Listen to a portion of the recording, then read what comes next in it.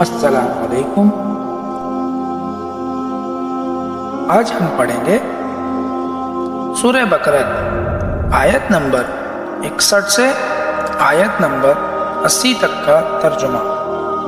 Channel کو subscribe کریں اور لائک کریں تاکہ روز آنے والی ویڈیو میں آپ قرآن کا ترجمہ پڑھ اور سن سکیں۔ جزاک اللہ۔ شروع کرتا ہوں اللہ تعالیٰ کے نام سے جو بڑا مہربان نہایت رحم والا ہے۔ اور جب تم نے کہا اے موسیٰ ہم سے ایک ہی قسم کے کھانے پر ہرگز صبر نہ ہو سکے گا، اس لیے اپنے رب سے دعا کیجئے وہ ہمیں زمین کی پیداوار ساگ، ککڑی، گیہوں، مسور اور پیاز دے۔ آپ نے فرمایا بہتر چیز کے بدلے ادنا چیز کیوں طلب کرتے ہو؟ اچھا شہر میں جاؤ، وہاں تمہاری چاہت کی یہ سب چیزیں ملیں گی۔ ان پر ذلت اور مسکینی ڈال دی گئی اور اللہ کا غضب لے کر وہ لوٹے، یہ اس لیے کہ وہ اللہ تعالیٰ کی آیتوں کے ساتھ کفر کرتے تھے اور نبیوں کو ناحق قتل کرتے تھے۔ یہ ان کی نافرمانیوں اور زیادتیوں کا نتیجہ ہے۔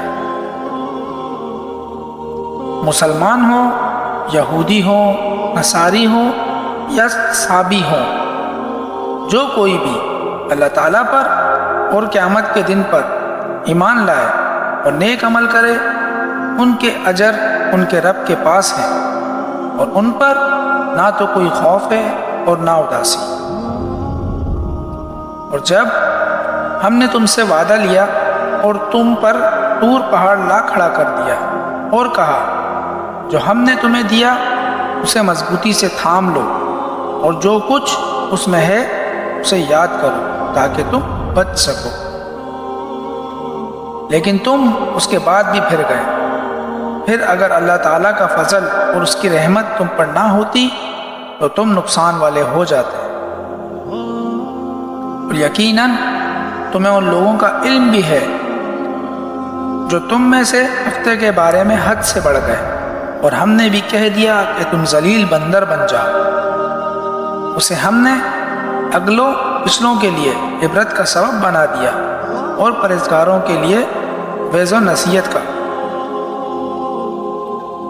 اور حضرت موسیٰ علیہ السلام نے جب اپنی قوم سے کہا کہ اللہ تعالیٰ تمہیں ایک گائے ذبح کرنے کا حکم دیتا ہے تو انہوں نے کہا ہم سے مذاق کیوں کرتے ہو؟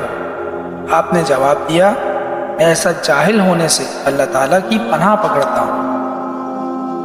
انہوں نے کہا اے موسیٰ دعا کیجئے کہ اللہ تعالیٰ ہمارے لیے اس کی ماہیت بیان کر دے۔ آپ نے فرمایا سنو، وہ گائے نہ تو بالکل بڑھیا ہو نہ بچہ ہو بلکہ درمیانی عمر کی نوجوان ہو۔ اب جو تمہیں حکم دیا گیا ہے بجا لاؤ۔ وہ پھر کہنے لگے کہ دعا کیجئے کہ اللہ تعالیٰ بیان کرے کہ اس کا رنگ کیا ہے۔ فرمایا وہ کہتا ہے کہ وہ گائے زرد رنگ کی ہے، چمکیلا اور دیکھنے والوں کو بھلا لگنے والا اس کا رنگ ہے۔ وہ کہنے لگے اپنے رب سے اور دعا کیجئے کہ ہمیں اس کی مزید ماہیت بتلائے۔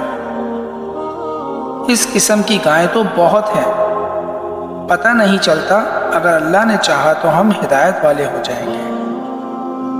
آپ نے فرمایا کہ اللہ کا فرمان ہے کہ وہ گائیں کام کرنے والی زمین میں ہل جوتنے والی اور کھیتوں کو پانی پلانے والی نہیں، وہ تندرست اور بے داغ ہے۔ انہوں نے کہا اب آپ نے حق واضح کر دیا، گو وہ حکم برداری کے قریب نہ تھے لیکن اسے مانا اور گائیں ذبح کر دی۔ جب تم نے ایک شخص کو قتل کر ڈالا پھر اس میں اختلاف کرنے لگے اور تمہاری پوشیدگی کو اللہ تعالیٰ ظاہر کرنے والا تھا۔ ہم نے کہا اس گائے کا ایک ٹکڑا مقتول کے جسم پر لگا دو، وہ جی اٹھے گا۔ اسی طرح اللہ مردوں کو زندہ کر کے تمہیں تمہاری عقل مندی کے لیے اپنی نشانیاں دکھاتا ہے۔ پھر اس کے بعد تمہارے دل پتھر جیسے بلکہ اس سے بھی زیادہ سخت ہو گئے۔ بعض پتھروں سے تو نہریں بہہ نکلتی ہیں اور بعض پھٹ جاتے ہیں اور ان سے پانی نکل آتا ہے، اور بعض اللہ تعالیٰ کے ڈر سے گر پڑتے ہیں، اور تم اللہ تعالیٰ کو اپنے اعمال سے غافل نہ جانو۔ مسلمانوں، کیا تمہاری خواہش ہے کہ یہ لوگ ایماندار بن جائیں؟ حالانکہ ان میں سے ایسے لوگ بھی ہیں جو کلام اللہ کو سن کر عقل و علم والے ہوتے ہوئے پھر بھی بدل ڈالا کرتے ہیں۔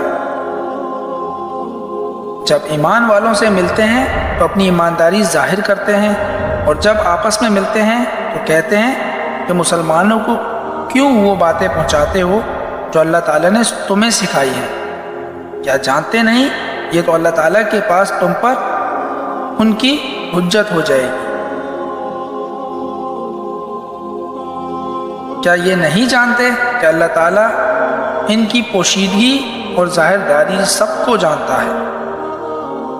ان میں سے بعض ان پڑھ ایسے بھی ہیں جو کتاب کی صرف ظاہری الفاظ کو ہی جانتے ہیں، صرف گمان اور اٹکل ہی پر ہیں۔ ان لوگوں کے لیے ویل ہے جو اپنے ہاتھوں کی لکھی ہوئی کتاب کو اللہ تعالیٰ کی طرف کی کہتے ہیں اور اس طرح دنیا کماتے ہیں۔ ان کے ہاتھوں کی لکھائی کو اور ان کی کمائی کو ویل، ہلاکت اور افسوس ہے۔